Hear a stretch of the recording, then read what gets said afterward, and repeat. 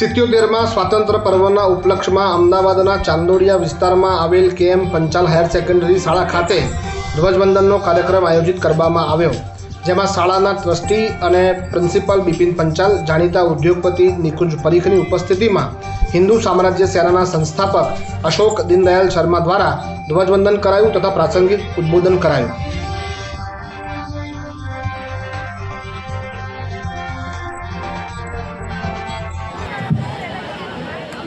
भारत माता की।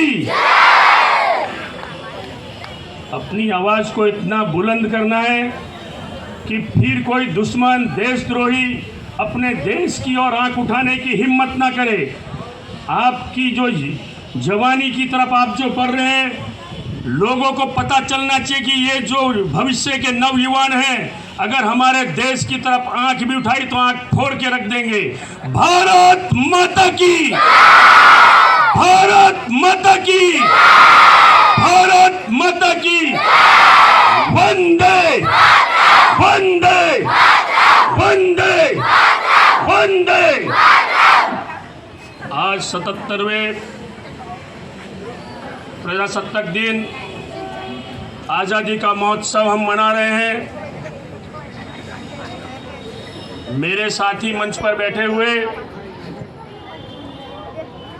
निकुंज भाई पारेख एक सफल बिजनेसमैन है और इन्होंने कम उम्र में ही अपने बिजनेस को विश्व में फैलाया है। एक युवाओं के लिए एक मार्गदर्शक के रूप में है और केएम पंचाल के प्रिंसिपल श्री मेरे दोस्त, मेरे साथी और हमेशा देशभक्ति जिनके रगों में फैली हुई है, ऐसे बिपिन भाई पंचाल, उपस्थित सभी साथी, सभी शिक्षकगण और मेरे देश के भविष्य। आज देश का आज़ादी का दिन है। मेरे पूर्व निकुंज भाई ने बताया कि ये आज़ादी हमें भीख में नहीं मिली है, हमें किसी ने दान में नहीं दी है। इसके लिए हमारे देश के यौवन ने अपनी युवानी को खत्म कर दिया है। अपने घर परिवार की चिंता किए बिना अपनी पूरी जवानी को खत्म कर कर फांसी के तख्ते पर झूल गए। इस तरह से हमको इस देश की आज़ादी मिली है।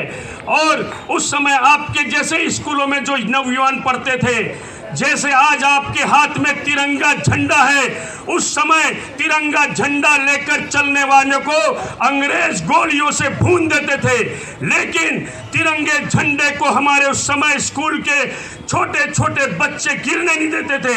1, 2, 3, 4 हजारों बच्चों को गोलियां मार दी जाती थी, लेकिन आखिरी बच्चा जब तक रहता था तब तक इस तिरंगे झंडे को जमीन पे गिरने नहीं दिया जाता था।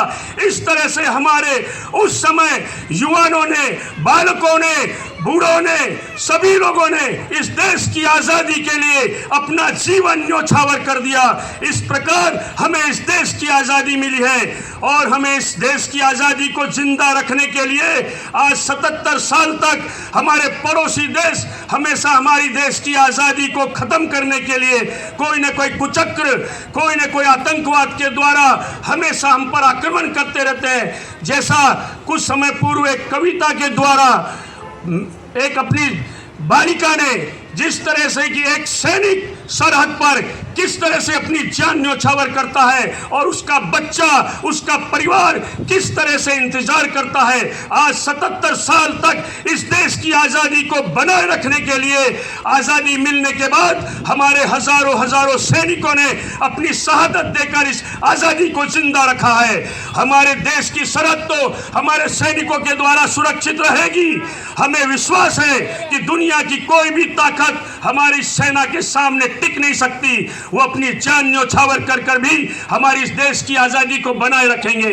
लेकिन हमारे हजारों हजारों आज़ादी के पहले शहीद वीर भगत सिंह, सुखदेव, राजगुरु, चंद्रशेखर आज़ाद, लाला लाजपत राय, सभी लोगों ने, ऐसे हजारों हजारों लोगों ने जो अपनी जान न्यौछावर कर कर हमको आज़ादी दिलाई, और आज़ादी मिलने के बाद इस आज़ादी को टिकाए रखने के लिए, बनाए रखने के लिए हमारी सेना ने शहादत देकर हमारे देश को आगे बढ़ाने में हमें जो सुरक्षा प्रदान की है, इसलिए आज हम यहाँ पर आज़ादी से ये उत्सव मना रहे हैं, 77वां प्रजासत्ताक दिन मना रहे हैं। तो हमारा भी इस देश के लिए हमारा भी फर्ज है, हमारा भी इस देश के लिए हमारे भी कुछ उद्देश्य होने चाहिए कि इस देश की आज़ादी को बनाने के लिए लाखों लोग कुर्बान हुए, और इस देश की आज़ादी को टिकाए रखने के लिए हमारे सैनिक सरहद पर शहीद हो रहे हैं। लेकिन इस देश का नाम ऊंचा करने के लिए, इस देश को विश्व गुरु बनाने के लिए, इस देश को दुनिया के सर्वोच्च शिखर पर बनाने के लिए सरकारें तो सरकारों का काम करेगी,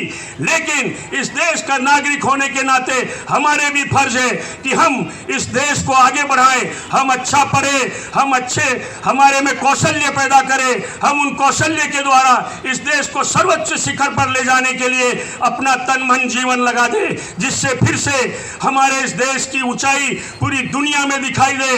और हमारे लिए जिन्होंने शहादत की है और शहादत दे रहे, उनको लगना चाहिए कि हमने देश को आज़ादी दिलाई तो हमारी शहादत बेकार नहीं गई है। हमारा इस देश का नागरिक इस देश को ऊंचाई पर लाने के लिए अपनी पूरी ताकत से, अपनी मेहनत से, अपने बल से, अपनी बुद्धि से उसको आगे बढ़ाने के लिए लगा हुआ है। हमारे को आज देश के अंदर बहुत सारे डॉक्टरों की जरूरत है, गांव के अंदर डॉक्टर नहीं मिलते, हमारे को इंजीनियर की जरूरत है, हमारे को अच्छे वकीलों की जरूरत है, हमारे को अच्छे व्यापारियों की जरूरत है, जो आप देश का भविष्य है।